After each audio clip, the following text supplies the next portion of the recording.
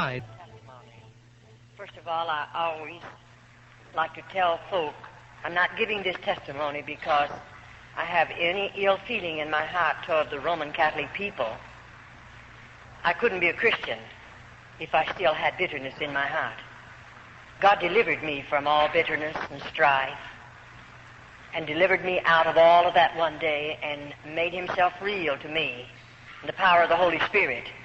And so when I give this testimony, I'm giving it because after God saved me, he delivered me out of the convent and out of bondage and darkness. The Lord laid the burden upon my heart to give this testimony that others might know what cloistered convents are. And so as you listen carefully this afternoon, I trust I'll not say one thing that will leave any feeling in your heart whatsoever that I don't carry a burden for the Roman Catholic people. I don't like the things they do. I don't agree with the things that they teach. But I covet their soul for Jesus. I'm interested in their souls. I believe Jesus went to Calvary. He died that you and I might know him. And their souls are just as precious as your soul and my soul. So I'm interested.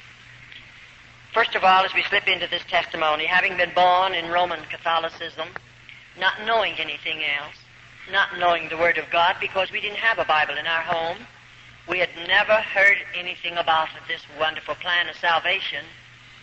And so naturally I grew up in that Roman Catholic home as a child, knowing only the catechism, knowing only the teaching of the Roman Catholic Church.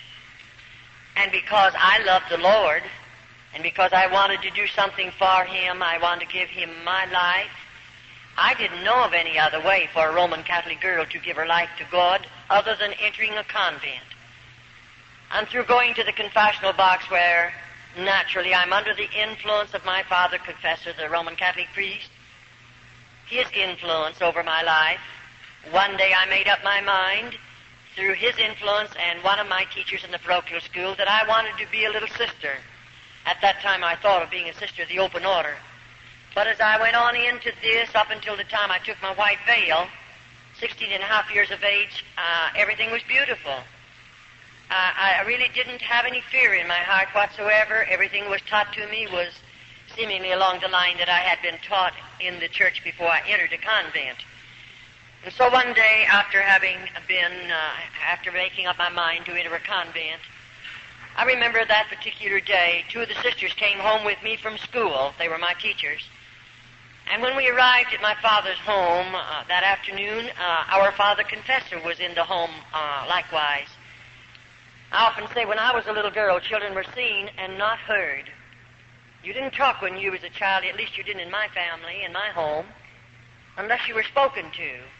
And I remember I listened to them carry on a conversation, and then I moved over close enough to my father to ask him if I could say something. That was a bit out of the ordinary, and he permitted me to talk, and I said, Dad, I want to go into a convent. And I'll tell you, that priest took it up quickly. They had already been influencing me. And my father broke down and began to cry, not because he's sad, but he's very happy. My mother came over and took me in her arms, and she too wept tears. She was very happy. Those were not tears of sadness, because I think her little girl was giving her life to the convent to pray for lost humanity. And naturally my family were very thrilled about it, and I was too. But anyway, I didn't go for about a year after that, and then the time come when I got myself ready, and my mother prepared things for me, and so I entered the convent. They took me, and we didn't have a place close enough to my father and mother's home, so I think they took me around 1,000 miles away from home, where I entered a convent boarding school. I liked about 3 months being 13 years of age, just a little girl. I look back on it now and think, my, homesick, I was so homesick. Why, my mother and daddy, they stayed 3 days with me, and when they left, I became so homesick naturally. Why shouldn't I? Just a baby away from home. And when I was a little girl, you know, I had never spent a night away from my mother. And I surely had never gone any place without my family. And naturally, there was a close tie in our family, and I was very lonely and very homesick. But I'll never forget after Dad and Mother told me goodbye, and I knew they were traveling a long distance away from me. And I had never realized in my heart I'll never see them again. Naturally, I hadn't planned it like that because I planned to be a sister of the open order. But as you listen carefully, to this portion of the testimony, then you'll understand just why I'm saying some of the things that I say. Now, oftentimes we say the priest selects his material through the confessional box, because at 7 years of age, I went to confessional. 7 years of age, I would always, when I come into the church, first I'd slip over at the feet of the crucifix, the Virgin Mary, and then over at the feet of the crucifix, and I'd ask the Virgin Mary to help me make a good confession, because I was a child and my heart was honest, and I knew the priest had taught us to always make a good confession, keep nothing back, tell everything if I expected absolution from any sin that I might have committed. And so I would ask the Virgin Mary to help me make a good confession. I would ask then Jesus to help me make a good confession. And you know, I'll assure you, after I lived in the convent for a short period of time, now I had to go on with my schooling. I just finished the 8th grade, and they promised me to give me a high school education, some college education.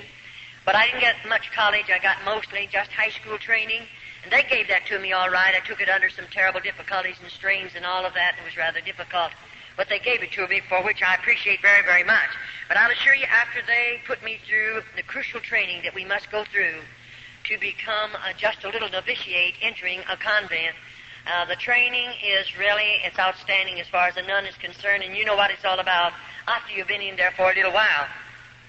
So now I've entered the convent, and for just a few minutes we want to tell you just a little bit how we live, what we eat, how we sleep. If I take you into the convent and tell you those things, you'll understand a little bit more about my testimony. First, as I entered the convent as this small child, I went on to school, but I was being trained. But the day came, possibly I was 14 and a half, when the Mother Superior began to tell me about the white veil. And I didn't know too much about it, but taking the white veil, they told me that I would become the spouse or the bride of Jesus Christ. There would be a ceremony, and I would be dressed in a wedding garment.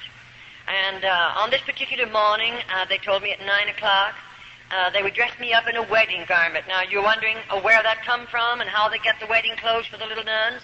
The Mother Superior sits down and writes a letter to my father and tells him how much money she wants. And then whatever she asks, my father sends it, and the little buying sister, goes out and buys the material, and the wedding gown is made by the nuns of the cloister. I'm still open order now. And, of course, whatever she asks, now you say, did they spend all the money for the wedding gown? Well, of course, we don't know these things in the very beginning of our testimony, but after we live in a convent for a little while, we learn to know they could ask my father for $100, and he'd send it. And not that they wouldn't use maybe a third of that for the wedding garment, but they would keep the rest of it. And my father would never know the difference, neither did I, until I lived in the convent for a period of time, and I had to make some of the wedding clothes, and then I knew the value of them and what they cost, and I knew of the money that came in because I was one of the older nuns. Well, all right, the time came, of course, when I walked down that aisle, and I was dressed in a wedding garment. Now, you know, in the convent, I used to walk the 14 stations of the cross, the 14 steps that Jesus carried across the Calvary. But after I had made up my mind to take the white veil, never again did I walk. I wanted to be worthy. I wanted to be holy enough to become the spouse or the bride of Jesus Christ. And so I would get out on my knees and crawl the 14 stations. It's quite a distance. But I crawled them every Friday morning.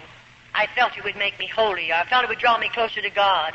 It would make me worthy of the step that I was going to take, and that's what I wanted more than anything in the world. I would like to impress on your hearts, every little girl that enters the convent that I know anything about, that child has a desire to live for God. That child has a desire to give her heart, mind, and soul to God. Now, many, many people make this remark, and we hear it from various types of folk who say only bad women go into convents. That isn't true. There are movie stars who go into convents, and they've lived out in the world. No doubt they are sinners and all of that. But they go in when they're women. They know what they're doing. And they go in only because the Roman Catholic Church is going to receive not only thousands, but yea, it'll run up into the millions of dollars. And they don't mind who they take in if they can get a lot of money out of that individual. But the ordinary little girl that goes in as a child, she's just a child, and she goes in there with a heart and mind and soul just as clean as any child could be. I say that because sometimes we hear a lot of things that are really not true. Now, after we become the spouse of Jesus Christ, I want you to listen carefully to this, and then you can follow me into the rest of the testimony. We are now looked upon as married women. We are looked upon as married women. We are the spouse or the bride of Jesus Christ. Now, the priest teaches every little girl that will take the white veil, they'll become the bride of Christ. He teaches her to believe that her family will be saved. It doesn't make any difference how many banks they rob, how many stores they rob. It doesn't make any difference how they drink and smoke and carouse and live out in this sinful world and do all the things that sinners do. It doesn't make a bit of difference. Still, our family will be saved if we continue to live in the convent and give our life to the convent or to the church. We can rest assured that every member of our immediate family will be saved. And you know there are many of little children that are influenced and enticed to go into convents because we realize it is a salvation for our families. And sometimes, even Roman Catholic families, the children grow up and leave the Roman Catholic Church and go out into the deepest of sin. And so every little girl that enters a convent is hoping by her sacrificing so much, home and loved ones, mother and daddy, everything that a child loves, her family will be saved regardless of what sins they commit. And of course we're children and our minds are immature and we don't know any better. And it's so easy to instill things like this into the hearts and minds of little children. And the priest is he's really good at it. And of course we look upon our priest, our father confessor, I looked upon him as God. He's the only God I knew anything about.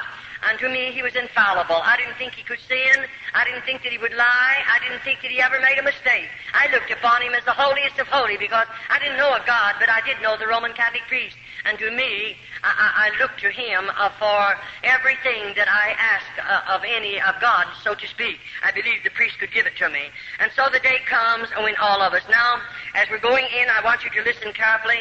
After taking the white veil, things are beautiful. I'm 16 and a half years of age. Everyone's good to me. And I'm living in the convent, and I haven't seen anything yet because no little girl, we're not subject to a Roman Catholic priest until we're 21 years of age. And as we give you this next vow, then you'll understand that we don't know about this. This is kept from the little sisters until we've taken our black veil, and then it's too late. I don't carry the keys to those double doors, and there's no way for me to come out. The priest will tell all over the whole United States and other countries that sisters, or nuns rather, can walk out of convents when they want to. I spent 22 years there. I did everything there was to do to get out. I've carried tablespoons with me into the dungeons and tried to dig down into that dirt because there's no floors in those places, but I never yet found myself digging far enough to get out of a convent with a tablespoon, and that's about the only instrument.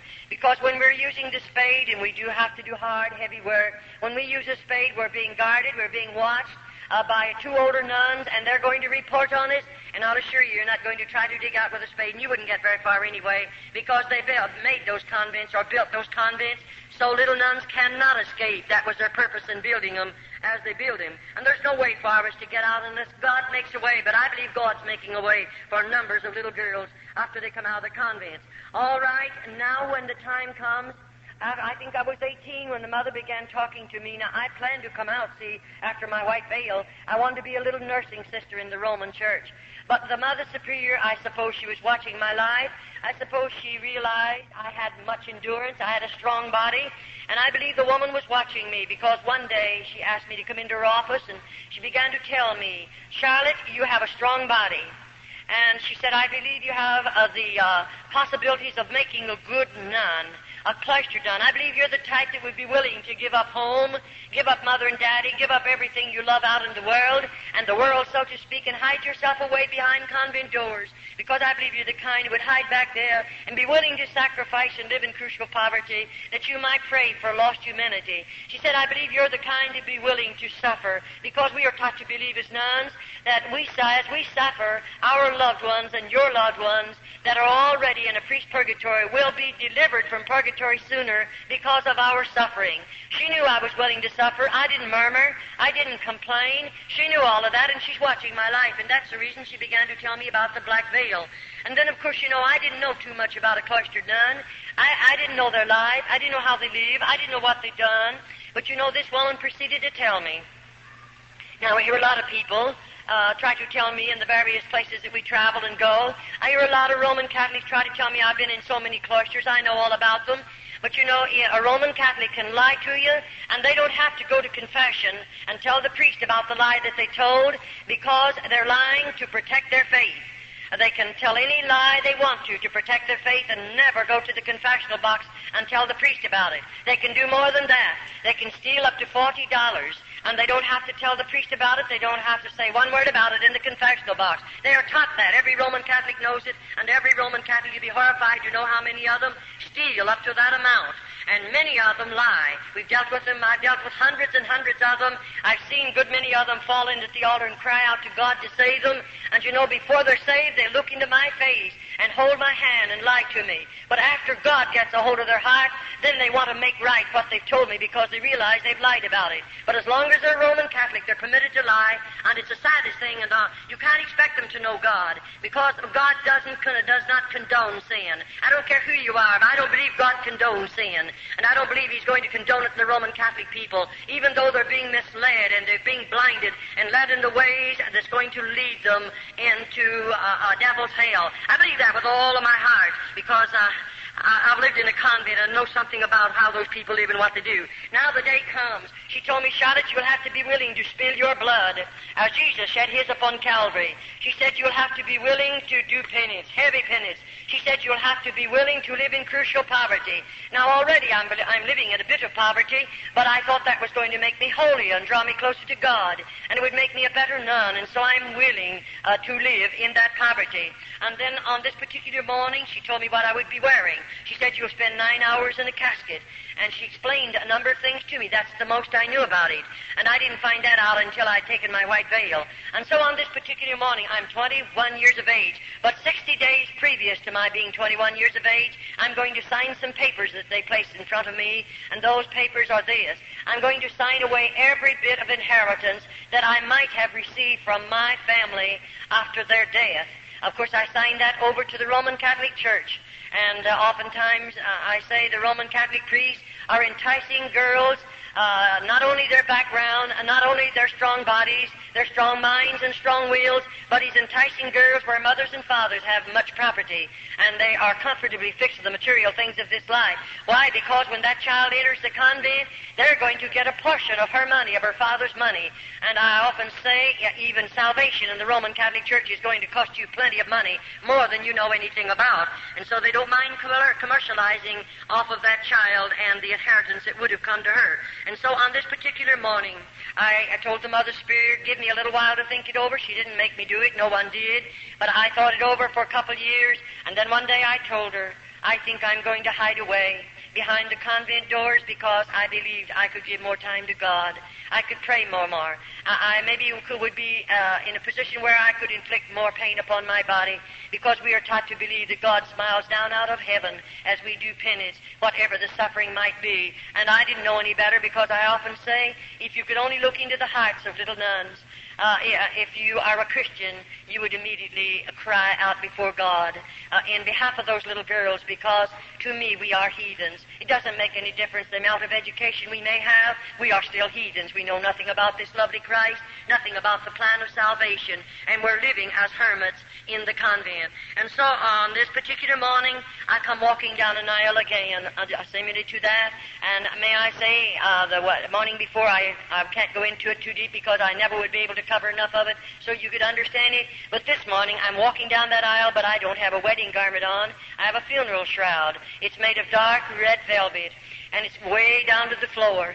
And I'm walking down that aisle. Now, I know what I'm going to do. The casket is all ready made by the nuns of the cloister, very rough boards, and it's sitting right out here. And I know when I come down there that I'll step in that casket and lay my body down, and I'm going to spend 9 hours in there. And 2 little nuns will come and cover me up with a heavy black cloth we call a heavy drape mortelle.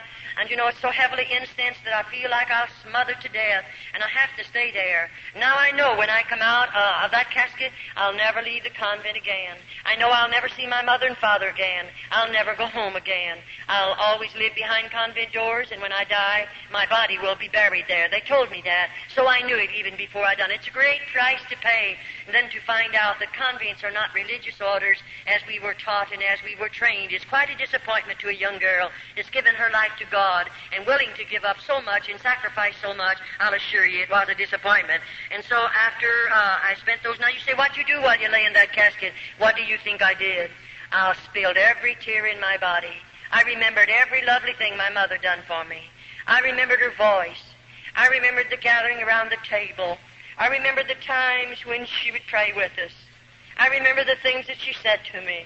I remembered what a marvelous cook she was.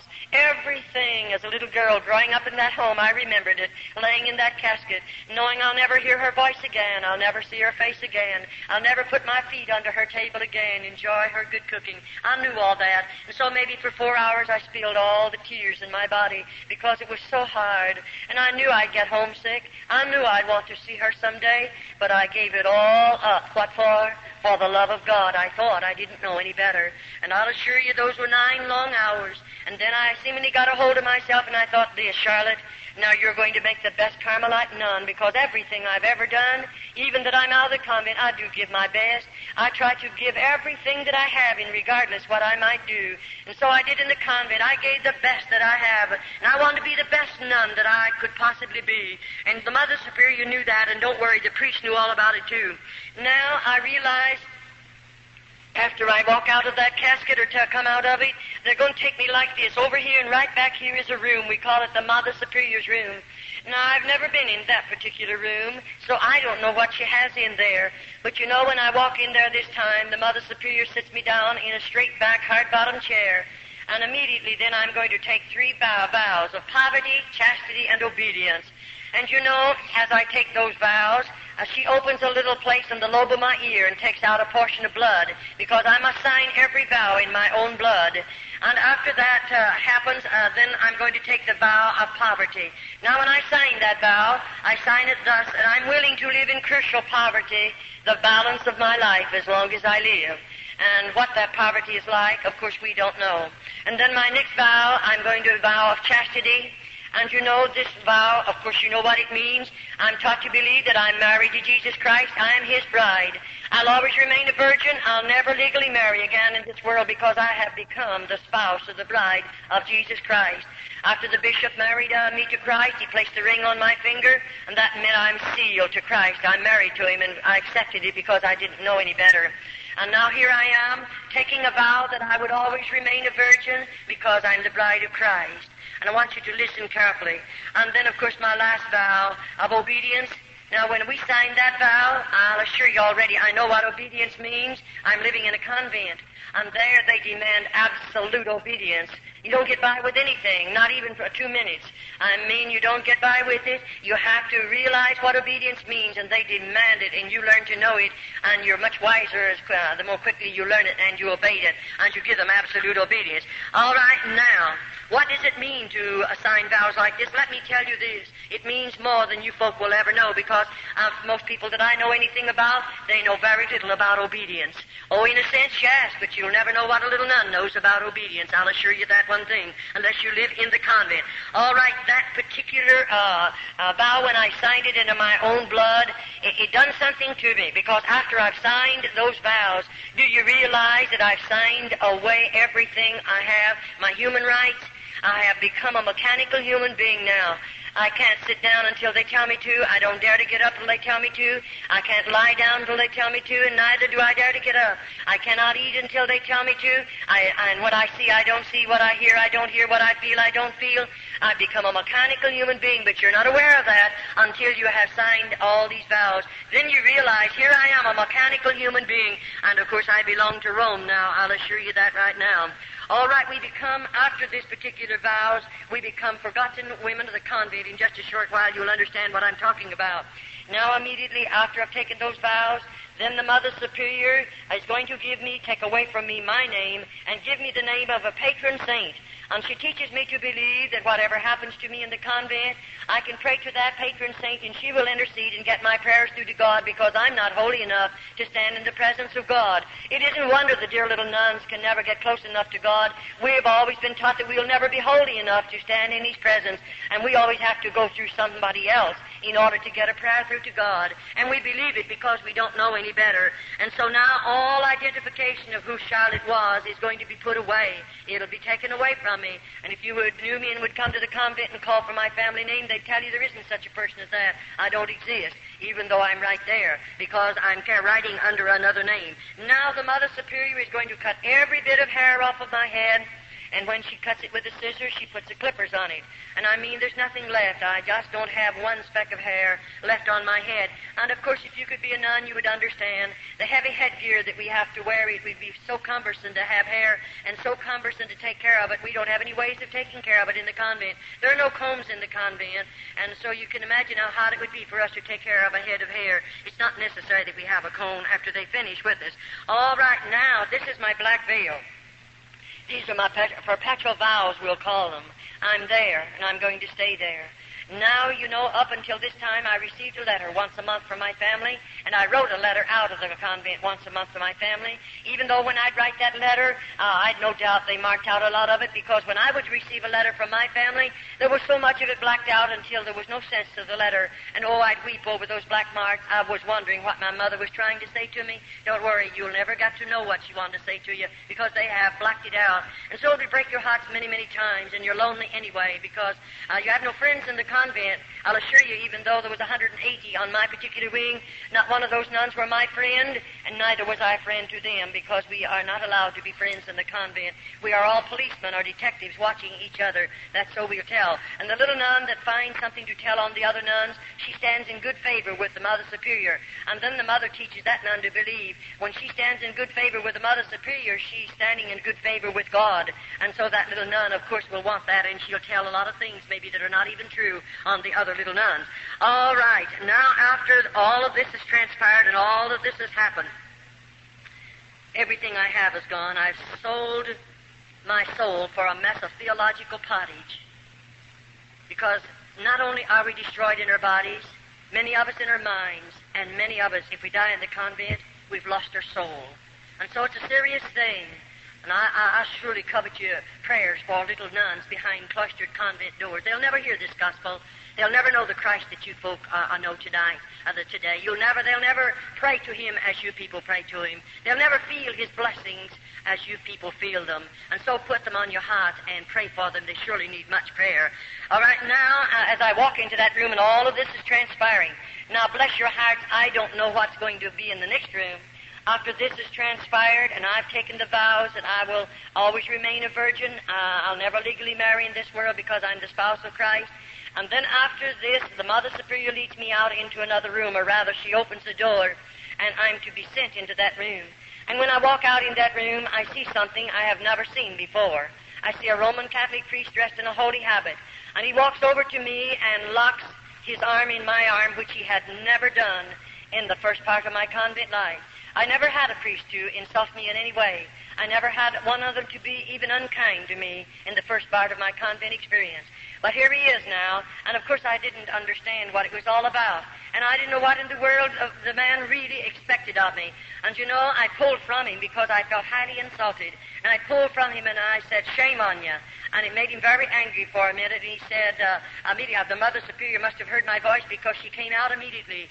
And she said, "Oh," and they called me by my church name. She said, "After you've been in the convent a little while, you won't feel this way. The rest of us felt the same way you do. And you know, the priest's body is sanctified. And therefore, it is not a sin for us to give the priest our bodies." In other words, they teach every little nun this. As the Holy Ghost placed the germ in Mary's womb, and Jesus Christ was born, so the priest is the Holy Ghost, and therefore it isn't a sin for us to bear his children. And let me tell you, that's what they come to the convent for. No other purpose in all of this world do priests come into the convent but to rob those precious little girls of their virtue. And I'll assure you, we'll be telling you a little later in the testimony just what they really do after they come in under those particular deals. But may I say, now every bridge has been burned out from under me. There's no way back. I can't get out of the convent even though I pled. Oh, how I pled with that priest. Send for my father. I want to go home. I don't want to go any farther. And let me tell you, that's when you stand alone and you don't know who to turn to, and you're a victim of circumstances, and you live in the convent because there is no other way to get out of the convent. And I'll assure you, I stayed in the convent until God made a way for me to come out. And so after all of this, now my mail will stop. I'll never receive another bit of mail from my family. Never another letter. I belong to the Pope. I belong to Rome.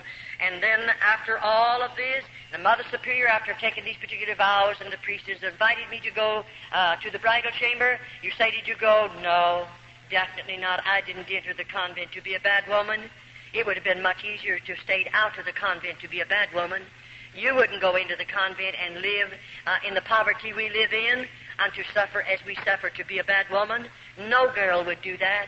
And it would have been much easier to have stayed out of the convent if I wanted to be a bad woman. But I went there to give my life and heart to God. And that was the only purpose I had in going there. And here this priest is. And of course I didn't go to the bridal chamber with him. I had a strong body then.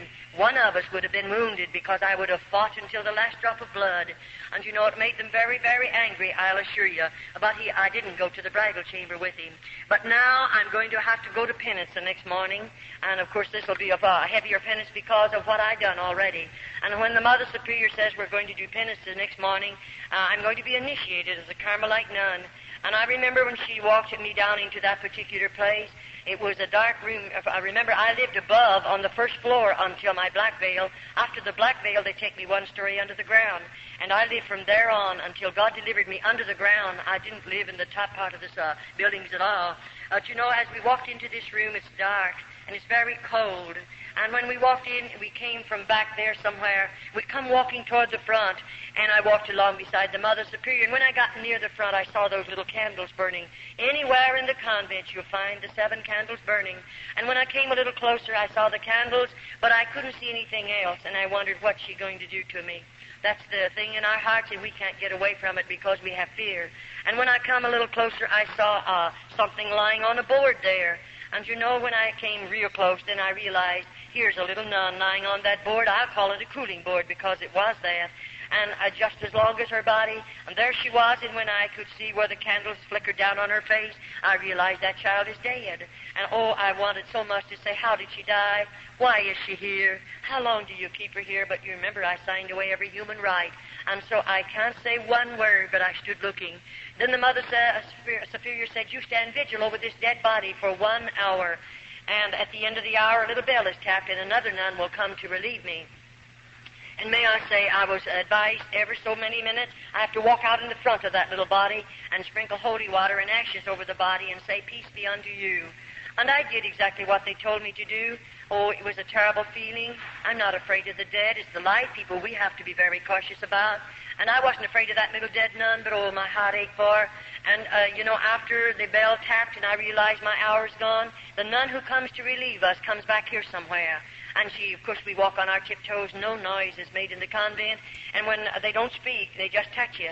And, of course, my being down there with that little dead nun, and I was full of fear, when that girl laid a hand on my shoulder, I let out a scream, a horrible scream, from fear, just fear. And, you know, I didn't mean to do it. I didn't break that rule on purpose, but I was scared. And immediately, of course, I had to come before the Mother Superior. And that's when I first learned to know, one of the first times, about a dungeon. They didn't tell me there were dungeons in the convent. And she put me in such a dirty, dark place with no floor in it for 3 days and nights, and I didn't get any food and any water. And I'll assure you, I didn't scream anymore. I tried so hard not to break the rules of screaming, because there is a dungeon, and I know they'll put you in it. And let me tell you right now, it's not a nice place to be. After you've been in one of those places, you'll know what it feels like. All right now, I say this before I go any farther, that popery is a masterpiece of Satan. I said it's a masterpiece of Satan, with its lying wonders and its traditions and its deception. It's a terrible thing when you know about it. And so as I come down into this room, and she took me, let me look at this little girl, and that particular, if we call it a penance, is over. Now, the very next morning, she said again to me, Charlotte, you're going to do penance. Not the next morning, it was 3 days after, because I spent 3 days and nights in the dungeon. The next, fourth, fifth morning, whichever it was, she said, you're going to do penance. She took me down into another room, not the same room. And when we come walking down this time, I could see that big piece of wood, but I didn't know what it was. And when I came a little closer, there was a cross. It was made of heavy timber. I might say it was maybe 8 or 10 feet high, very heavy. And that cross was sitting on an incline like that. And she had me walk over here at the base of the cross, and she said, now strip your clothes off. And I took my clothes off. And then she made me down to my waistline. Then she made me drape my body over the foot of that cross. And she pulled my hands underneath and bound them to my feet. And then, you know, that's where I'm going to spill my blood. And she had not told me how, and neither could I ask how I would spill it. And she gave 2 little nuns that came with her a flagellation whip. I might call it a bamboo pole. It's about this long. It's about that big around. And it has 6 straps on it about this long. And on the end of either of those straps, there's a cross piece of sharp metal. And those little nuns, either was given one of these whips. And they stood on either side of the cross. Now, at the same time, those girls began whipping my body. And I mean, when that metal hit my body, it would break the hide, of course. It would cut into the flesh, and I spilled blood, and it was running down to the floor. That's my flagellation whipping. That is where I spill my blood, as Jesus shed his upon Calvary. And, of course, I'm human. It wounded. It hurt. It was very painful. After the whipping is over, they don't bathe my body. They put my clothing back up on my body, and I have to go the rest of the day. When the night comes and I stand in front of my cell there, after we have to stand there to undress with our backs to each other, and then when I went in, I couldn't sleep that night. I just wasn't a bit sleepy because I couldn't take off all my clothes. They had dried in those wounds, and it was terrible. I didn't take them off for several nights. And I'll assure you, when I came before my food, I didn't want my cup of black coffee. In the morning, we got a cup of black coffee. They serve it to 10 cup, and we could have no milk or no sugar of any type in it. And we have 1 slice of bread. That's made by the nuns of the cloister. They weigh it. It weighs 4 ounces. That's all I get for breakfast. And then, of course, in the evening, I get a bowl of soup, and that's fresh vegetables cooked together. There's no seasoning in the soup whatsoever, and a half a slice of bread, and 3 times a week they give me a half a glass of skim milk. That consists of my food 365 days in the year. And I began losing weight very rapidly, I'll assure you, because I didn't have enough food to eat. I don't know the day that I went to bed without a hungry stomach. Sometimes it would be so hungry I couldn't sleep. The pain was gnawing. You can't hardly stand it. And you know you're only going to get that 1 slice of bread the next morning. That doesn't fill you up. And of course we have to work hard all day long. And I'll assure you, those little nuns, as I covet your prayers for them, they need your prayers in more ways than one, because you'll go to bed with a full stomach tonight. And you're very comfortable right now, but I'll assure you there's not one of them that's comfortable. They're hungry, and they're sick, and they're wounded, and they're hurt, and they're heartsick and homesick, and discouraged, and worst of all, seemingly they have no hope. No hope. You and I are looking forward to the day when we're going to see Jesus. They have no hope whatsoever, and I surely hope you don't forget to pray for them. All right, that was terrible, I'll assure you. And then in a few mornings after this, the Mother Spirit's taking me back for another initiation. And when I go into the penance chamber this morning, we come from a place up here, and we're going to walk back along like that, clear to the back. And you know, it was quite a ways back there, and I went through part of it's a tunnel, and then I come out into a room, and I'll walk through that room, and when I get way back there, I see those candles burning, and I see something else. There's ropes hanging down from the ceiling, and oh, I'm so scared. I wonder what the ropes are for, and what's she going to do? After these 2 penances, you began to have a lot of fear in your heart. And so I can't say anything, and I walk back there, and you know, I saw the ropes then real plain, what they're doing hanging down from that ceiling. Then she tells me, you go over there against the wall, about that close from the wall, and I have to stand sideways like this. Then she asked me to put up both of my thumbs, and I did. And then she pulled one rope down, and there's a metal band fastened securely, and she fastens that around the joint of my thumb. Then the other one comes down and fastens around this thumb. And there I'm standing like this, facing the wall, and then, you know, she comes over here to the end, and there's whatever you want to call it, she starts winding. And I start moving, and she's taking me right up in the air. And, you know, when she gets me so just my toes are on the floor, just on my tiptoes, she fastens it. And there I hang, and all the weight of my body is on my thumbs and on my toes. Not a word is said. No one speaks a word. And she walks out of that room and locks the door. If you know what it means to hear a key locking a door and know that I'm strung up there like that, you'll never know unless you're a nun.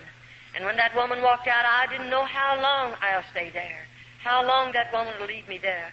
And you know, they didn't come to give me food. They brought me no water. And I thought, is this it? Am I going to die back here just like this? And within a few hours, you can imagine, I'm still a human being. My muscles began to scream out with the pain. I was suffering. And that woman let me hang, and nobody come near. And what good would it do for me to cry? You can spill every tear in your body. Nobody will hear you. There's no one there to care how many tears you spill. And so I just hung there. And finally, I began I felt like I couldn't stand it. I'll surely die if they don't come and get me quickly. And I felt as if I was beginning to swell. I don't know how long went by. And she opened the door one morning, and she had something for me to eat. And the water was in a pan. and it was potatoes, and those potatoes were not good to eat. They were in a pan. And there's a shelf over there on the wall that she can adjust to the height of the nun. And you know, she pulls it up. Now, I'm not against the wall. I'm about this far from it. But to get that food, she puts it there and said, "This is your food." And she walks out. Now, how am I going to get it? She didn't let my hands down. But this is what you'll learn. And you'll struggle to get it. I'm hungry. I mean, I'm so thirsty, I feel like I'm going mad. And to get it, I discovered that this hand goes high and this one will come down a little bit. And that'll keep right on going higher. As I lean, I have to reach higher with this one. This one will automatically let down. And to get that water and that food, I mean, I had to get it like the dogs and cats. And I lapped as much of it as I could because I'm so thirsty. And get those potatoes, I tried as hard as I could because I'm hungry. I mean, I'm hungry. And I got as much of it as I could naturally, but I was hungry. That's the way she fed me for a while, and then she released the bonds on my hands and on my feet. And I tell you, then I shouldn't have said on my feet. She didn't release the bonds. She let me hang there for 9 days and 9 nights. I'm almost got it mixed up with one of the other penances that I want to give to you. I hung 9 days and 9 nights in this position. And may I say, at the time come when I was so swollen here, and naturally I could see myself puffing out here. I felt like my eyes were coming out of my head. I felt like my arms, what part I could see of them right there, they were 2 or 3 sizes, their normal size. I felt like I was that way all over my body, and I was like a boil. I was in real suffering. And then on the 9th day, she comes in and she releases the bonds from my hands and my body and lets me down on the floor. Now, I go down, I can't walk. I'll assure you I didn't walk. I didn't walk for a long time. But you know what? There's 2 little nuns that carry me out. One gets under my feet and the other under my shoulders. And they carry me in the infirmary and lay me on a slab of wood. And there they cut the clothing from my body. And let me tell you right now, nobody but God will ever know. I'm covered with vermin and filth. Why? I'm hanging there in my own human filth. There are no toilet facilities. Right behind me is a stool. They have running water in it, and the lid is down, and they have sharp nails driven through that lid. If I break my ropes and fall on that, I would suffer terribly. And this is the life of a little nun behind cloistered doors. After they've already deceived us, disillusioned us, and got us back there, then this is the life that we're living. And these are the things that we're going to have to do. And I'll assure you, it isn't anything funny. And then I remember as I lived on in that place, oh, let me tell you, in the morning, we have to get up out of our beds at 4:30 in the morning. The Mother Superior taps a bell, and that means 5 minutes to dress. And may I say to you folk, it's not 5.5 minutes. You better get that clothing on in 5 minutes. And I failed one time, and I had to be punished severely, but I never failed again in all the years in the convent. And you know, when we were finished dressing, then we're going to start marching, and we march by the Mother Superior. And that Mother Superior is going to appoint us to an office duty every morning. It might be scrubbing, it might be ironing, it might be washing, it might be doing some hard work, but I have to work 1 hour. Then we'll go in and gather around the table, and we'll find setting in front of us our tin cup full of coffee and our slice of bread. And then, of course, we have hard work to do. We have, I think there was 12 tubs in the convent that I lived in, and we wash on the old-fashioned washboard. We have the old sad iron that you heat on the stove. And you know, it wouldn't be so bad if we just had our own clothing in the convent, but the priests bring great bundles of clothing and put them in there because they can get them done for nothing, and we have to do that clothing on top of it. We work very, very hard, and they're not able to work because they don't have enough food to keep body, mind, and soul together, and those little girls are living under these particular circumstances. Well, I say we're women without a country, and I mean just exactly what I say, women without a country. Now we belong to the Pope. Anything they want to inflict upon my body, they can do it. And all the howling I do, if I should howl, it wouldn't make any difference because nobody's going to hear me. And they have no idea that I'll ever leave the convent. The plan is I'll die there and be buried there. Now you say, Charlotte, can you go into the convents? Any one of you folk can go into an open order convent, or a closed convent, into the speak room.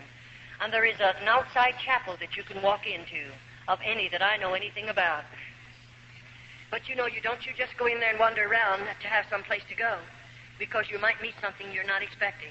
If you go in there, you go prepare to take food to some little girl that's in there, and be sure that you know who you're taking it to. And when you go, as you walk up toward the front of the building like this, you'll see a bell, and you'll know what to do because it'll tell you.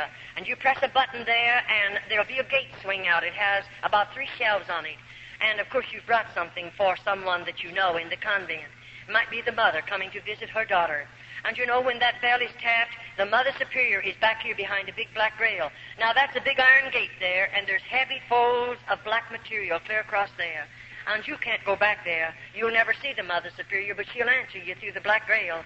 And you might say, I brought some homemade candy for my daughter, and you might ask the Mother Superior to let you speak to her. You can't see her, but you could speak to her. And you know, the mother will call that lovely little girl and call her out on the other side of the grail. Of course, you can't see her. And you know what? The mother will speak to her and say, honey, are you happy here? And that little nun will say, Mother, I'm very happy. You say, why did she say that? Well, bless your heart, don't you know the Mother Superior is standing there? And if we didn't say that after our mother is gone, then only God knows what the Mother Superior will do to the little nun. And so we must lie to our mother. And then the mother will say, do you have plenty to eat? And that little nun will answer and say, we have plenty to eat. But I'll tell you, that mother will go home. She'll prepare a lovely meal for the rest of the family. But if she could look in and see our table and see what her little girl is eating, if she could look into her little girl's eyes after she's been there 3 or 4 years, baby Jesus, and there's the crucifix, and then we have a prayer board. And by the way, I'll assure you folk that you'll never want to kneel on our prayer board. We kneel on it every day if we are able to walk under our own power. It is a board about this height from the ground, and there are 2 leading up like this one, and this one is about that wide. I'm going to drop my knees down on it, and there's sharp wires coming up through that board, and then this one up here I prostrate my arms on, there's going to be sharp wires. After all, I told you we were going to suffer. We were going to do penance, and this is a part of my suffering. And as I kneel on that prayer board, I'm praying for lost humanity, and I'm believing as I suffer that my grandmother will be released from a priest's purgatory sooner because of my suffering, and I'll kneel there longer sometimes. Oh, it's terrible, but we don't know any better, so we do that because that's all that little nun does know, and we believe it. And there we are, and we are locked in our cells. Every night the key is turned in those doors. We can't get up and come out of there. And then more than that, 7 minutes of 12. We go to bed at 9:30, the lights are out. 7 minutes of 12, there's 2 little nuns appointed to unlock every door. Every little nun again gets on her feet, dresses in full dress, goes into the inner chapel, and there we again pray 1 hour for lost humanity. We don't get very much sleep, that's why, and we don't have enough food, and we work hard, and we suffer much. That's why our bodies are so broken. That's why we seemingly don't have enough strength to carry on after we live there. But I'd like to say this to you as I go, before I go any farther. Now, I did those various things. We are taught to believe that as we spill our own blood, now we must do this. As I whip my body, if I torment it or torture it in any way that I spill blood, I'm taught to believe that I'll have 100 less days to spend in purgatory. Now, you know, we have no hope. Those little nuns don't look forward to anything. You may think they do, but we don't. Why? After you live in a convent 10 years, I began to realize the Virgin Mary is just a piece of metal. She's a statue. I began to realize St. Peter is just a statue. I began to realize that the statue of Jesus is just a piece of metal. In other words, we come to the place to believe that our God is a dead God. And I'll assure you, after you live in a convent long enough, not at first, oh no, but after we've suffered enough, after we've seemingly fallen down at the feet of those statues and spilled our tears on them and have begged them to intercede and get a prayer through to God, and years go by of whatsoever, a parent won't even know when they're dead. So who's going to pray us out of purgatory, or rather buy us out of purgatory? No, we realize after we're in there for a period of time that there is no purgatory. And of course, you know there isn't, and I know there isn't. And there is no purgatory. The only purgatory the Roman Catholic people have is a priest's pocket, and they're filling his pockets with coins in order to pray for the dead. And may I say, there are thousands and thousands of Roman Catholics. In the month of November, may I say to you, in United States, 2 years ago in the month of November, the Roman Catholic priests praying masses for the dead of the Roman Catholic people in this country in 1 month collected $22 million for masses said for dead Roman Catholics. That's just a little idea, our sample of what's going on in this country. And still there are thousands of mothers that will work their fingers to the bone to go over there and give the priest another $5 to say a mass for a loved one that's in a purgatory, because that mother believes there is a purgatory. In the convent they have a painting of purgatory, and there's nothing in the room but just that painting. And you know, every Friday we have to walk around that painting. And when we walk around it, I wish you could look at the little nuns' faces. What do I see? The painting, as you would walk around it, looks like it's a big, deep hole out there, and there are people down in there, and the flames of fire is lapping around the bodies of those people, and their hands are outstretched like this.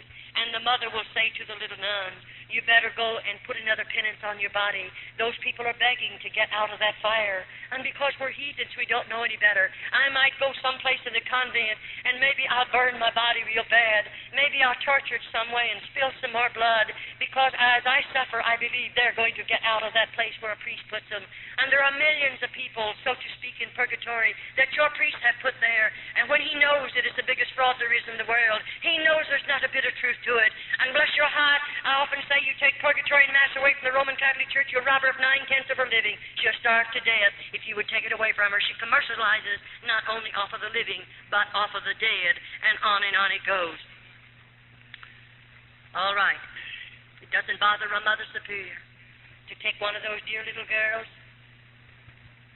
And may I say, you know, when the priests come into the convent, they come as our Father Confessors. Once a month we go to confession. And we don't want to go, don't you worry. I many of the time have got in the very back row. I didn't want to go in there. I know who's out there. One of them, I may not know the particular man, but I know he's a priest. And I know those priests. I certainly have seen them enough. I've lived there long enough. I certainly have had contact with every one of them, and I'll assure you this one thing. I don't trust one single one of those in the convent. Now, we're not telling you about every priest. I don't know all the priests. I'm just talking about the convent in my personal testimony of convent life.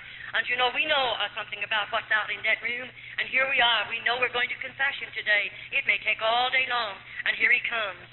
And I have never seen a Roman Catholic priest come into the convent that I was in without intoxicating liquor under his belt. And I say a man or a woman, regardless of who you may be, when you get liquor under your belt, you're not a man, neither are you a woman. You become an animal and a beast. And so we have a beast sitting out there. There's a straight back hard-bottom chair, no other furniture but the crucifix and the Virgin Mary. But here he is sitting on that chair right out there in the middle of that room.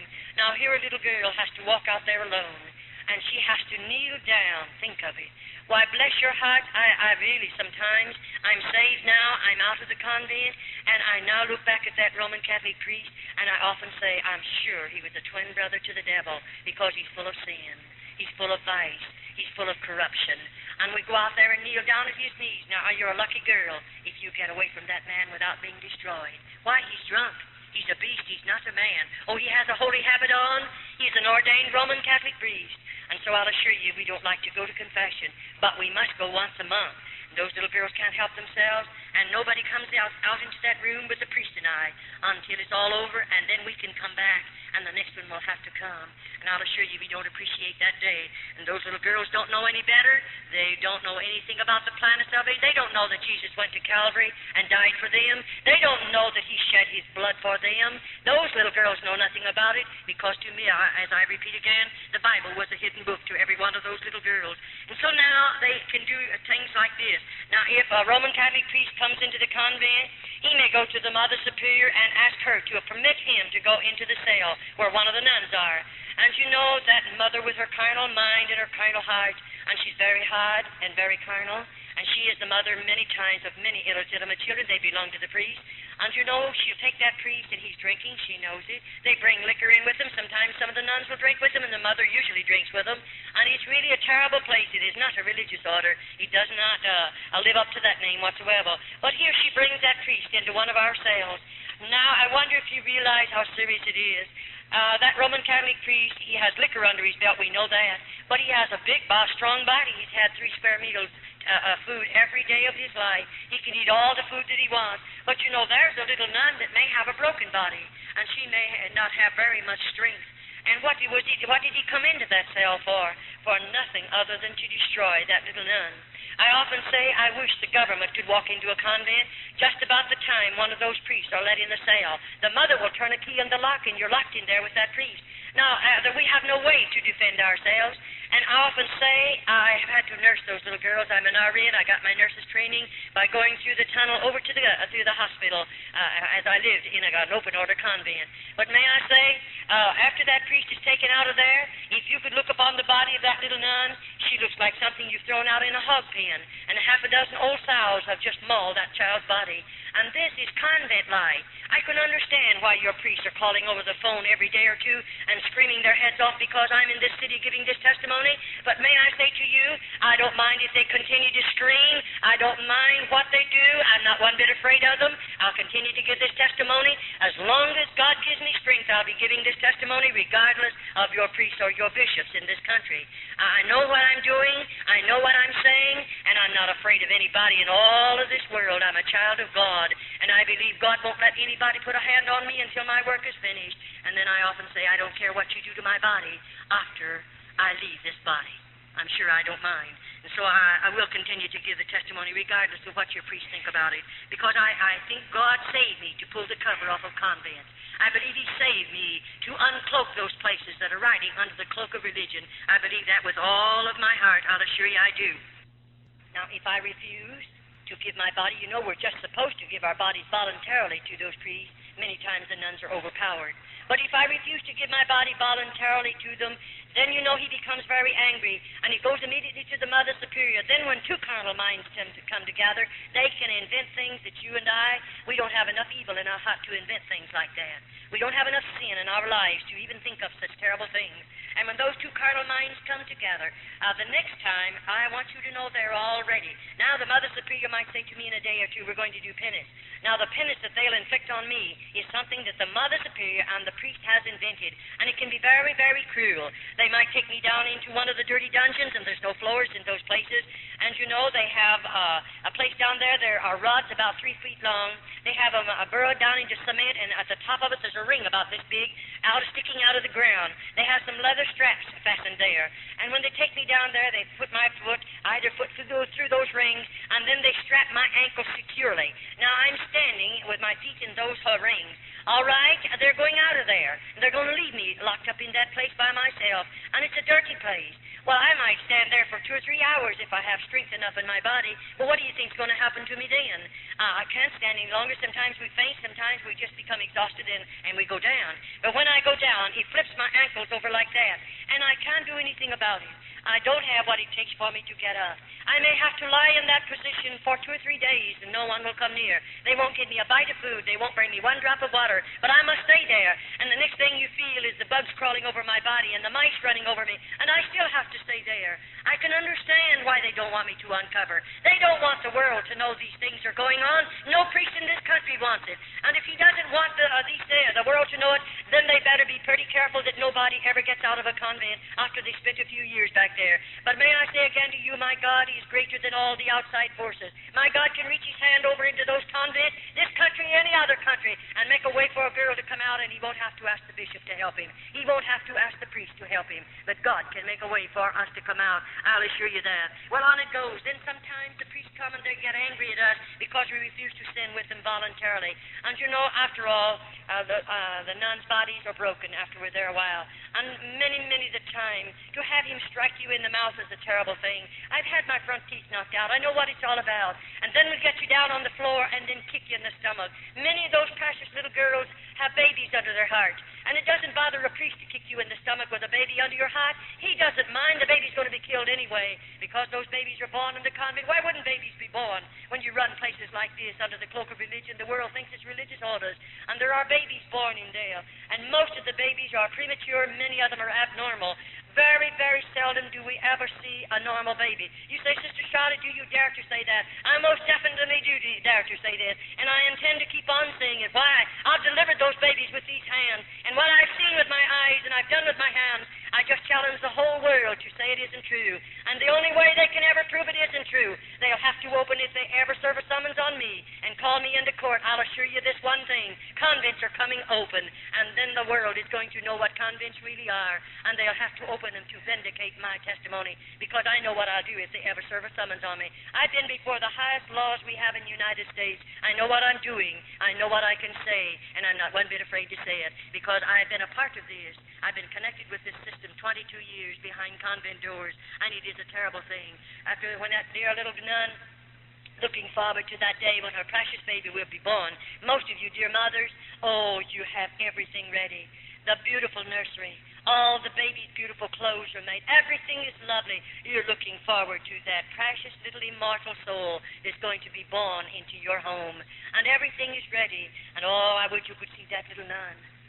She's not looking forward to that. There won't ever be a blanket around his body. They'll never bathe that baby's body. But he can only live 4 or 5 hours. And then the Mother Superior will take that baby and put her fingers in its nostril and cover its mouth and snuff its little life out. And why did they build the lime pits in the convent? What is the reason for building them if it isn't to kill the babies? And that baby will be taken into the lime pit and chemical and lime is put over its body, and that's the end of babies.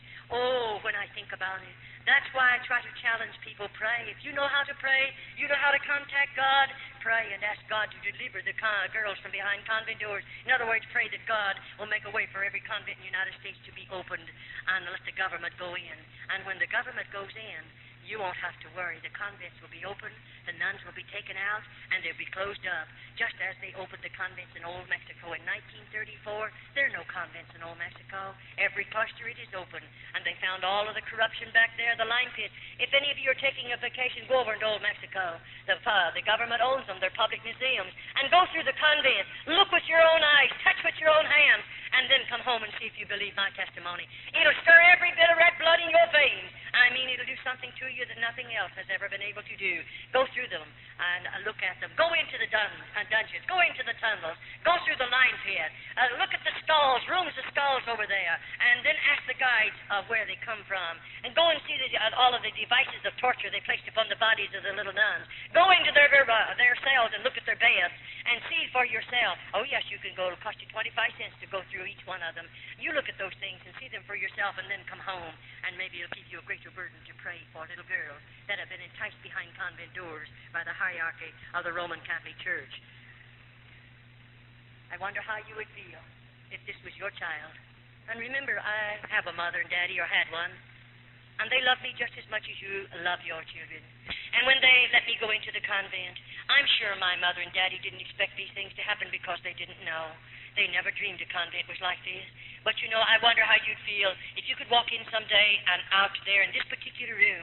That floor is built for this purpose. There's a partition right out there, and there's just a little thing they can touch. It automatically opens. And you know, there's a deep hole underneath that floor. And this little nun has done something. I can't tell you what she's done, because I wasn't there when she done it. But she's done something, and to them it's very serious. And when they bring her to this particular place. Her little hands and feet are going to be bound securely. They're going to drop her in that horrible, horrible pit. And then they're going to put the boards back down. No one will ever know. Oh, there's plenty of chemical and lime down there. But you know, they don't do that. 6 little nuns have to walk around that hole. We'll chant as we walk around that hole. We don't want any evil spirits to come out into the convent, so we sprinkle holy water over that hole. Then we may walk for 6 hours, and then they'll appoint 6 more nuns. And on it goes until we hear the last moan, and that's the end of the little nun they place down there. No, she'll never be delivered from the convent. But does it bother you to know that that little nun will die and be lost? Does that bother you? It bothers me, because I didn't know Jesus. I couldn't tell her about God. I didn't know him myself. But it bothers me very, very much. But God won't hold me accountable. Her blood will not be on my hands because I didn't know the Lord, and I couldn't tell her about it. And so on it goes. Then I wonder how you like to see it. Here we are, a body of those little nuns. On this particular morning, the Mother Superior might say this. We're all going to be lined up here, and I don't know what she's lining me up for. And then, you know, there might be 10 of us, there might be 15 of us, and then she'll tell us all to strip. And we have to take every stitch of our clothing off. We're certainly not anything beautiful to look at. Our eyes are back in our head, our cheeks are falling in, our bodies are wasted. God only knows what we look like, because I never saw myself in 22 years. I didn't know I had gray hair. I didn't know I had lines in my face. I didn't know how old I was. I only found that out about 6 years ago.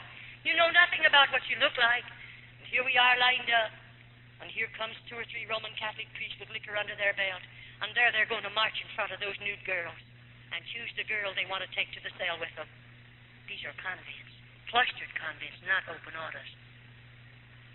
The priest can do anything he wants to and hide behind the cloak of religion. Then that same Roman Catholic priest will go back into the Roman Catholic churches, and there he'll say Mass. And there he'll go into the confessional box and make those poor people believe he can give them absolution from their sins. When he's full of sin, when he's full of corruption and vice, still he acts as their God. What a terrible thing it is. And on it goes, well, I live there. Now, all the time these things are going on, what do you think's happening inside of Charlotte? God love your hearts. I didn't know people could hold so much hatred and bitterness. And it went on and on and on. I was filled with bitterness and hatred. And I mean, it continued to build. I began in my heart to think, when I can get the Mother Superior in a certain place, I'll kill her. Isn't it awful to get murder in our hearts? I didn't go in the convent with a heart like that, nor a mind like that. But I began to plan murder in the convent. How I could kill her, how I could kill a Roman Catholic priest, and on it goes. And oh, I tell you, every time she did fix something awful on my body that I'd have to suffer so terribly, when I could think sensibly again, then I would begin to plan, how could I kill that woman? And on it goes. Well, after all, you can't help it. For instance, I wonder how you would feel. The Mother Superior, here she is, and she's going to sit me down in a chair. And you know, that chair is straight back, hard bottom, and I don't have any hair. She's going to take everything off my head. And you know, she's going to put my hands like this. They'll be out here in stalks. And I'm going to have to bend my head over like that in order to put the stalks across my neck. And I'm fastened securely. And over my head there is a faucet of water. And you know, there's a faucet of water just above my head, and my head's over. Now that mother's going to turn that water on, just a drop, and the drop will just come about this fast. It'll hit me right there on the back of my head. And you know, I can't move either way. I sat there 1 hour, 2 hours, 3 hours, 4 hours. What do you think's going on? I'm sitting there. I can't move. I'd do everything to get away from that drop of water in the same spot on my head. Why, God love your heart, if you could look in. You'd see us frothing at the mouth. You'd see those little girls. They're trying so hard to move, to get away from that water. And they let us stay there sometimes 10 hours, all day long. Many, many times a little nun cracks up completely. She goes stark raving mad under this particular penance. What in the world do they do with her? I tell you in a few minutes. Don't you worry. They have a place for us after we go mad in the convent. They take care of us. They have places for their little nuns. There's places built down there for us. Well, on it goes. Well, you know, these things went on and went on and went on. And it was terrible. But, you know, I began to plan and plan and plan.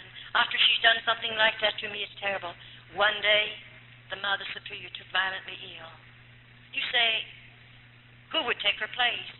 There are about 3, sometimes they have 4 older nuns, and they always pick the one that's hard, the one that seemingly is carnal, that one that has no conscience, to be a Mother Superior, and she works under this one. One day, if something happens to the main Mother Superior, another one will take her place, and on it goes. But you know, this particular day, they sent word to me. The Mother Superior, I was to come into her room. She's very sick. And quicker than lightning, I began to think, if I get in that Mother Superior's room, I know what I'll do. You know, after all, I'm a sinner. I'm a nun, but I'm a sinner. And I don't know God. And I have a lot of hatred in my heart. And I walk in that room. They have called in an outside Roman Catholic doctor. She's a very sick woman. And he has left all orders. And they left the medicine and everything. Now, I'm supposed to take care of her. And that was wonderful. I do take care of her. All day long I did what they told me to do, what I'm supposed to do. And those particular tablets, I knew what they were, and I knew what they would do and what she was taking them for. But anyway, all day long I gave her her medicine. I done everything I'm supposed to. All evening long. Why? I want to be sure what I'm doing. What I do, I have to be careful. And you know, I waited until 1 o'clock in the morning. Why? Because every night those little nuns have to be gotten out of bed and go chant from 12 to 1, 7 minutes to 12 to 1. I thought, I'll wait till all the nuns go back to bed, then I'm going to do something. And bless your hearts, after they were all back in their beds, I'll tell you what I did. I took 5 or 6 of those tablets. I was only supposed to take 1 in a half a glass of water ever so often and give it to her. But because of the type they were and what the type of tablet was, I knew what it would do. I put 6 of them in a glass of water and stirred them up. And I gave them to her. I knew she would go into convulsions. It would twist her completely out of shape. I knew that woman would suffer 1,000,000 deaths within 25 minutes. I knew that. And I thought, I'm going to watch her suffer because she has punished us. She has hurt us so many thousands of times. I'll watch her suffer. Isn't it terrible to think a child can live in a place like that long enough until she has the same kind of a heart almost the Mother Superior has? But that's what comes when sin gets in your life. And so I waited. You know, I gave them to her. And something happened to me. I got scared. And I looked at that woman, and she began to change color. And I couldn't find her pulse. I couldn't find her respiration. I was frightened. And I thought, oh, what shall I do? If they find her dead, only God knows what they'll do to me. I'll tell you what I did. I got that stomach pump as quick as I could. I pumped that woman's stomach. I massaged that woman. I done everything there was to do. And oh, thank God she didn't die. I said, I thank God. But you know, I sat down by the bed and held her hand and watched her carefully until the respiration came back normal, until her pulse was normal, and I felt she would live. And I thought of another thing. I'll do this then. I saw where her keys were hid in her shelf right there in her own room. So they're on a big chain or on a big ring, and I thought, I'm going to take those keys. I'm going down into that dungeon. When I say down, this is 2 stories under the ground. I'm going someplace where she's always wandered. It's a solid wall like that, and clear to the back end of that wall, there's one door, and it's heavy, and it's always locked. And I've heard her tell me scores of times, and I'm sure she has the others, don't ever try to go through that door. What in the world is over there? And why did she tell us that? We can't get through it. It's locked. But, you know, I wondered what was back there. Because when they had me in the dungeon for a long time once, I heard screams under the ground. I heard such blood-curdling screams, and I knew there were some girls locked up somewhere. And so I'm going through there if I find a key. And so I got her keys, and I went into that particular place. And when I got back there, it took a while to do it. I want you to know to find the key. But oh, when it unlocked that door, I walked through that door, and I walked into a hall. The hall, I would say, was maybe 5 feet wide, maybe wider than that. That's just a guess. And anyway, on the other side of the hall, there were a number of cells over there, small rooms, and they had real heavy doors. And in those cells were little nuns. And when I went up to the first one, near the top of the door, there's a little place about this long, it's about that wide, and it has iron bars going across there. And I looked right into the face of a little nun that I knew, one that I'd sit across the table from, one that I've prayed with in the chapel. I knew that girl, and here she is, and they had chains, a lock chains around either of her wrist and around her waistline. And I said, when did you have something to eat last? And no answer. How long you been here? No answer. I went down to the second, the third, the fourth, the fifth, and the stench was getting so bad I couldn't stand it. And you know, those little girls would not talk. Why? I lived in the convent, you know, a long time. I don't care if I was 2 miles under the convent, way back there. We were working back there, and we'd whisper. The next day I'd have to suffer because the convents are wired, and the Mother Superior can hear every voice, every whisper, and then somebody tells, and you're in some serious trouble. And those nuns has been there long enough. What have they done? I don't know. But those nuns are supposed to have cracked up mentally, and so they have to put them in those chains. And when they die, they can't fall down to the floor. They're just dropping those chains and slump. When they go in there, they don't give them any more food. No more water. That's a slow death. And so as I saw all of that, I became so sick from the terrible stench because many of them are already dead. And I don't know how long they've been dead. I came out of there and walked back up to this room where the Mother Superior was, and she was lying there sleeping. And I watched her carefully, and she slept till the next day, long, long hours, and didn't waken. And when she did, she said, I've had a long sleep, and I said, yes. They let me take care of her for 3 days. And you know the third day? I don't know. You say, did she ever find out you was down there? Well, not yet. I hope she didn't while I was there. But anyway, 3 days, they put me out in the kitchen. In other words, when we go to the kitchen, 6 of us go for a 6-week period. And this particular time, they put me out in the kitchen with 5 other little nuns. What am I there for? I'm doing the kitchen work. I'm going to do all the cooking that's done out there and take care of the work in the kitchen. And so when I went out in the kitchen, we have a long table back here, and it's a work table. And our vegetables will be prepared for the soup, and that's what we were doing, all 6 of us. And something happened. Our kitchen is a very large room, and a very long room, not as wide as it is long. And over at one end of it, you'll find over here the stair steps leading, about 4 of them leading down. Then there's a landing right there. Over there is a big, heavy outside door. But here there's a landing. Our garbage cans sit there. And right here is a stairway, cement one, leading down 1 story under the ground. Now, I'm up on 1st floor in this kitchen. All right, as I'm in there and we're there working, something happened. Somebody touched a garbage can. You know, all my convent life, we are taught never to break silence. We don't dare to make noises in the convent. We are punished for them. And when something touched the garbage can, that's a noise. And who in the world? 6 of us, and we're all together. Who's touching the garbage can? I wheeled around, and they wheeled around, and we saw a man. And you know, that man was picking up the full can, leaving an empty one. I've never seen that before. I've been in that convent for years, and in the kitchen, but I never saw anything like that happen. I believe God had his hand on me. With all my heart, I believe it. And you say, what happened? Well, We turned around quickly because to us it's a mortal sin to look upon a man other than a Roman Catholic priest. And I mean, we turned around quick and went to our work. But I thought, if that man comes back again to get another full can, I'm going to give him a note and I'm going to ask him if I can run out with him. But I didn't do that. But you know what I did? When we run out of something in the kitchen, there's a pencil hanging up there on the chain. And bless your heart, I have to, or whoever it is runs out, you have to write it on a tab. And of course, I stole a piece of paper off of a sack. And I thought I'll carry that little piece of paper in my skirt pocket. And every time I can get a hold of that pencil, I'm going to write a word or two on a note. And that's what I did. It took quite a while to do it. But I watched that garbage can. Every time I could take the garbage down there, I did it. And when it was just about full. And I thought the next evening, it'll be full when we put all the garbage in it. And so that afternoon, I broke my crucifix, and I laid it up on a shelf, and I had a hard time doing it because they're watching me. But I did it, and I laid it up on a shelf, and I did that to have a way to get back to that room, of course. And so when our dinner work is over, our supper dishes, everybody has to go out at the same time, and we march by the Mother Superior. And when I marched by, I stopped and said, "Please, may I speak to you?" And I did. And I said, "Mother Superior, I broke my crucifix, and I left it in the kitchen. May I go for it?"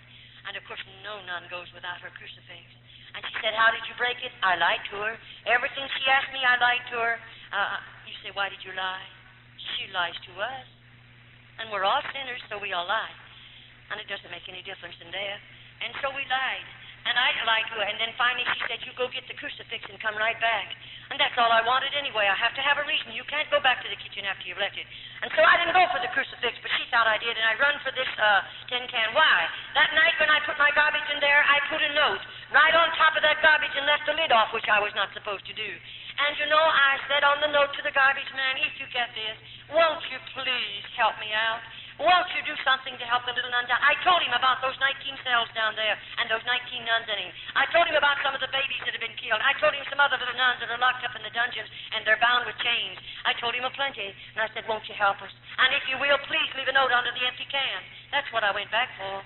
And when I lifted up the can and found a note, you don't know how I felt. I froze to the floor. I was so scared I didn't know what to do. I picked that piece of paper up and I read, and this is what that man said. "I'm leaving that door unlocked. And I'll leave the big iron gate unlocked. You come out." Oh, let me tell you, that's almost more than you'd ever. Why, I never dreamed I'd get out of a convent. I never thought of ever getting out. I wanted out, but you say, oh, yes, when I could collect myself. I reached over and turned the knob, and it was unopened. I walked out of that convent, and I slammed it to. I was sure the lock was on it. And I got out to the big iron gate, but, he had me trapped. That iron gate was just as locked as it was ever locked. You don't know what it done to me to stand there looking at the iron gate. I'm locked out of the convent. I have no right out there. You can't imagine. I don't know if I grew old right there. I don't know. I know I suffered enough because I'm scared half to death. And what will I do if I go back and pound on that door? What will they do with me? And the fear that grips your heart. And you say, "What'd you do?" I didn't have any shoes and stockings on. I'd wore those out years ago. When I think of the Roman Catholic Church being the richest church in the world, and they let those little nuns go winter and summer without any shoes and without any hose, living in crucial poverty, I wonder how they can do it. Hungry as we are. Your priests are all nice and fat. The little nuns are so hungry. I wonder how they do it sometimes. You say, "What did you do, Charlotte?" Well, I'll tell you, I just took a hold of that big old iron gate and I tried to climb it. That's all there was for me to do. And up about 1.5 feet from the top is a ledge about 6 inches wide. I thought if I could get high enough to get my knee on the ledge, I'm safe. And I did. I got one knee on the ledge, but this time I don't have any strength left either. And I thought, what'll I do? I'll put one foot over, then I'll get the other over. Then I realized, I have 3 skirts on. My skirts are gathered on a belt, and they're clear down to my ankles. My veil, of course, is down to my knees in front and that long in the back. How will I ever get over those sharp points? And I thought, I can't go down. I don't have strength enough, so I'll have to jump. And if I jump, I'll break every bone because I was broken body, of course. And I thought, what I'd do? Well, I pulled all my clothing up around my body and held them with one hand. And then I thought, I'll have to jump. And they have a buzzer in the convent. And when a little nun tries to escape and they catch her, they put a buzzer on.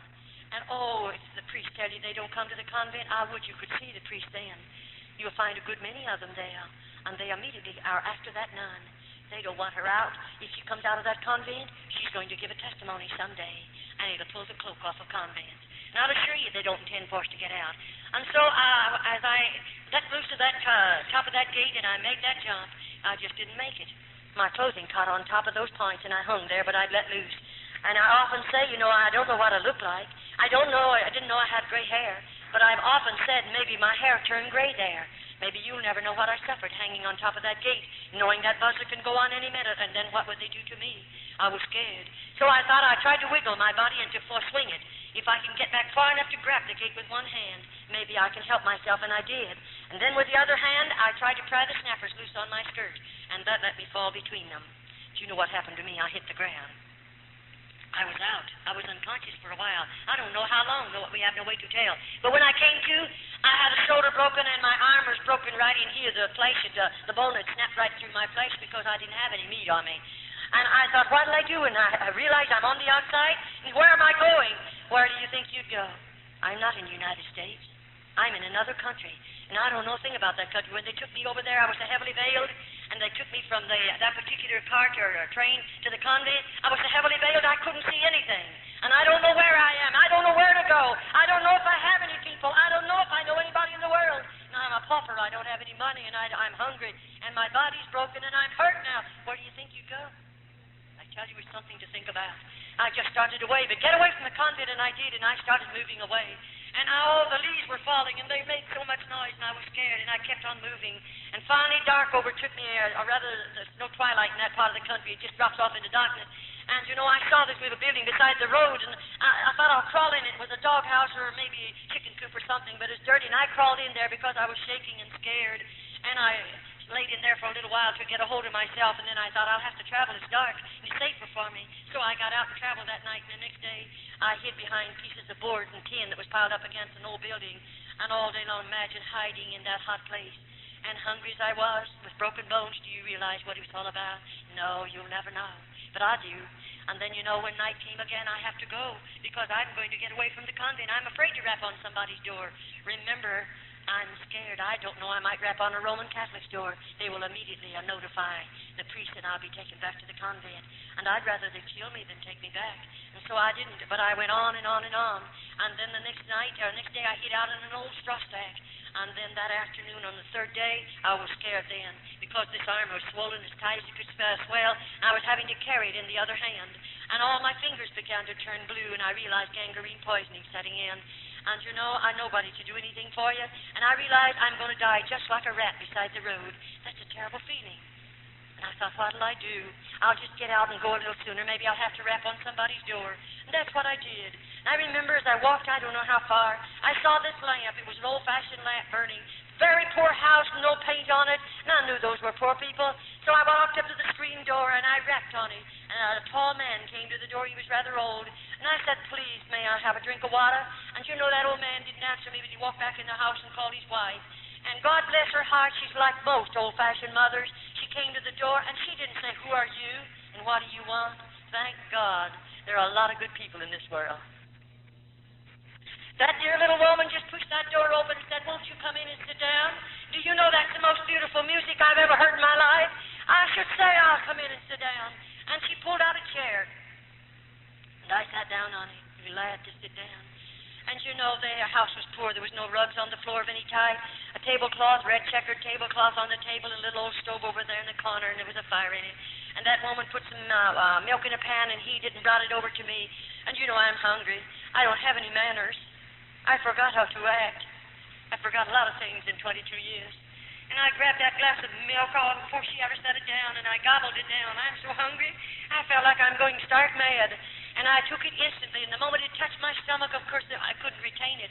I lost it. I haven't had any whole milk in 22 years. You could understand why I couldn't take it. And she knew what to do. She went out in the kitchen, and she heated some water, or rather over to the stove and heated some water. And bless her heart, she put sugar in that water and brought it over to me.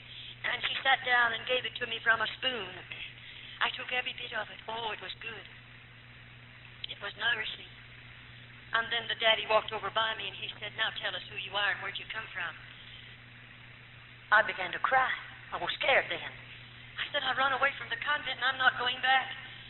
And he said, what happened to you? And my hand was laying upon the table. And I said, well, I tried to get over the gate, and I fell, and I'm hurt. And you know, he said, we'll have to call a doctor. And bless your sweet life. Then I really became hysterical. I got up from the table. I was going to run back outside, and they wouldn't let me. He said, wait a minute, we're not going to hurt you. You're hurt. You have to have help. I said, I don't have any money, and I don't have any people, and I can't pay a doctor bill. course, I was just in a terrible mess, if you want to know it. And that man said to me, I'm going after a doctor. He said, and he's not a Roman Catholic. Neither am I. That dear man didn't have a car, but he hitched up a horse and buggy, and he drove 9 miles to get a doctor. The doctor came out in his car, and when he got out to the place, he got there ahead of the man. And when the doctor walked in and walked around me, he just kept walking around me, and he was swearing. Maybe he didn't realize it was a terrible effect on me. When he stopped and looked at me, of course, he was mad. He was mad. Why was he mad? He was mad because he was looking at something that was supposed to be a human being. And I didn't even look like a human being. I was in such a horrible condition. But finally he calmed down. He came over to me and he said, I'll have to take you to the hospital tonight. Oh, I became hysterical. I said, I don't want to go. Please don't make me go. And then he sat down carefully and took my hands. And he began to say, I'm not going to hurt you. You have to have help. And I want to help you. That doctor took me into the hospital that night, and that's where I learned how much I weighed. He weighed me, and I weighed exactly 89 pounds. I weigh 178 right now. And then, they took me into surgery, and of course they tried to get the swelling and the inflammation out of my hand and arm, that they might do something for me. It took about 12, 13 days. And then, of course, they had it, but this time it started to knit, and they had it all to break over it again and put it in a cast. I did a lot of suffering. Well, one day a way was made for me to be released from the hospital. Who did they release me to? I begged to go out to those old people to stay with them, and they let me go because they'd been good to me, and I trusted them. And the doctor wanted to take me out to his home. I was in that hospital 3.5 months. And they took me out there, and I stayed for a period of time. And then one day, this same doctor, he wrote a letter, and you know what he sent in that letter? He sent a check. He told the people to go and buy me a suitcase and get me some clothing. He was coming for me on a certain day. He had told me, I'm going to find your people for me. That doctor's a stranger to me. But I thank God that he has men and women across this world, and those men and women are not so selfish that they won't use some of the money that God has allowed them to have to help that one that's less fortunate than they. He spent a lot of money on me. I was in that hospital 3.5 months, and I mean there was a lot of money spent on me, but he paid the bill. How I appreciate it. And that dear doctor, they took me, bought my clothing for me, and got my suitcase, and everything was ready, and the day came when he came, and that doctor took me to the train. And he put me on a train in care of somebody, of course. He had found my people for me. I was on buses and trains and boats for a long time, and one day, after that, he had gotten my visa to get back into the United States, and I was always in charge of somebody because they wouldn't trust me to travel alone because of having lived under the ground so long. And one day, they called the name of a town where I was, or where my mother and daddy lived. And I knew where mother and daddy lived, and I got off of that train and run down to their home, 5 blocks from that depot, just a very small town. And when I rang the bell, my daddy come to the door, and I looked at his face. I didn't know him. And because I didn't know him, I said, do you know where my father lives? And he said, who are you, and what's your name? And I said my name, and I didn't give him my church name. I gave him my family name. And that man looked at me, and of course it was his name, and he said, Hooky, is this you? My father didn't know me, of course. It was my dad. That dear old man opened the door then and invited me in, and I said, Dad, is mother alive? Because I didn't know about her. And he took me back in to see her, and there she was. 7.5 years she'd laid there an invalid, a horrible, horrible invalid. And of course she didn't know me, and I didn't know her. Well, that very night I took violently sick, and they put me back in another hospital for another 3 months. But my father paid all of those bills. He reimbursed the doctor and paid the doctor in another country and paid the old people. He reimbursed them all. All of that was wonderful. Then, one day, after my body was strong enough, since I'm here in the United States, it took a long time, several years, I'm a nurse, and I took the examination to nurse. And you know what God did? He let a woman come into that particular hospital. It was a Roman Catholic hospital. This woman was a Church of God minister. She came in, and I thought, how strange. Just across the Mississippi River is 2 magnificent Protestant hospitals, and she lives in one of those cities. Right there, 3 cities joined together. And why in the world did she come over here to this Roman Catholic hospital? Why, I believe God had his hand on it all the time. That woman who came in, and the doctor said, I want you to dispatch her case, and I went into that room to prepare that woman for the operating table. And I heard her praying. And I want you to know I became that woman's private nurse, her special nurse. After she left the hospital, she went home, and I became her special nurse in the home. And that woman asked me if I wouldn't go to church with her. And I lived in her home long enough to hear her pray. I lived in that home long enough to read the Bible to her because I am her nurse and I did what she told me to. I'd never read a Bible before in all of my life, and she'd have to find the scriptures and then I'd read them to her. And you know, as I read the Word of God, God began to get a hold of me. And finally she said, won't you go to church with me? And you know, I went to church with that woman. And I sat back there and heard a gospel for the first time in my life. And you know, I tell you, I went through 4 nights. And it was really beautiful. I've never heard anything like this. And all the time she was telling me about the plan of salvation and telling me about God and that I needed God and I needed to be saved. And of course, I was believing her. Do you know what I'd do every night? I'd go home from church with that woman. I'd say, you go to bed, but let me go to the basement. I'd lay my Bible down on a chair, and there I'd challenge God, and I'd say, God, did you hear what the preacher said? Did you hear it, God? And then I would tell God everything that I could remember the preacher said. And I said, God, you heard every word, didn't you? Now, if you're God, and the Bible is the Word of God, and God, you're real, I want what those people have. But if you're not God, and the Word of God is not your Word, then God, please don't give to me what those people have. Let me tell you, I challenge God. I put him to a test. God's not going to give you anything that's not of God. Don't you worry. And every night I continued to do that 4 or 5 nights, and I didn't eat either. I couldn't sleep, and I'd lost my appetite, and I was losing a lot of weight. It was terrific, but you know, one night I come back to church, and out of a clear blue sky, right in the middle of that man's service, I just got out of my seat. And with both hands up in the air, I come running right straight down an aisle like that. And I fell in at that altar, and I cried out, my God, forgive me for all my sins. I was a sinner. I mean, God met me there. Praise his wonderful name. There's a pool of water on that floor. I was sorry for everything that I did in the convent. I stole potato peelings. I stole bread. I told lies. I called the Mother Superior names under my breath. And I want you to know God met me down there, and he forgave me of every sin there was in my life. And how I thank and praise him for it. Praise his wonderful name. God's been very good to me. Very good to me. A few nights previous to that, I went back to church. God filled me with the baptism of the Holy Ghost. May I say to you, God means more to me than all the material wealth you have in this city. I'd rather have Jesus than anything you might have, because I found him to be the best friend I've ever known. I can tell him anything I want to tell him, and he won't call you up and tell you what I told him.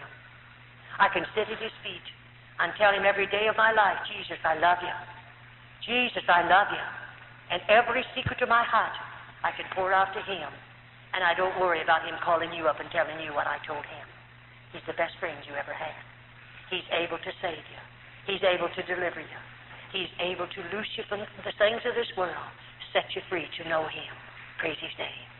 I have a wonderful God. I love him supremely. I'd rather have Jesus than anything that you might have. God is real in my life. Really wonderful. How God delivered me out of the convent. Pray for me. I need much prayer. I'll be going places where it's predominantly Roman Catholics. I'll have to suffer much. But I'm willing to suffer for Jesus, that I might tell someone about him and give my testimonies that other dear little girls might be spared from convent. So pray for me, won't you? God bless you. Well, what do you think? I told you at the beginning it would be a very, very gripping tape. You'll recall that we introduced in Jamaica the book Maria Monk, which was once banned there. We feel this tape is a perfect complement to the book. We've also introduced another volume, the New Illustrated Great Controversy, which is being sold right now in many, many bookstores across the island, including Sanstead's. We'd urge you to get a copy as quickly as you can. You probably received this tape without paying anything for it. We'd like to let you know that you have our permission to duplicate this tape and to distribute it as far and as wide as you choose. Freely we have received, freely we give it to you. May God bless you.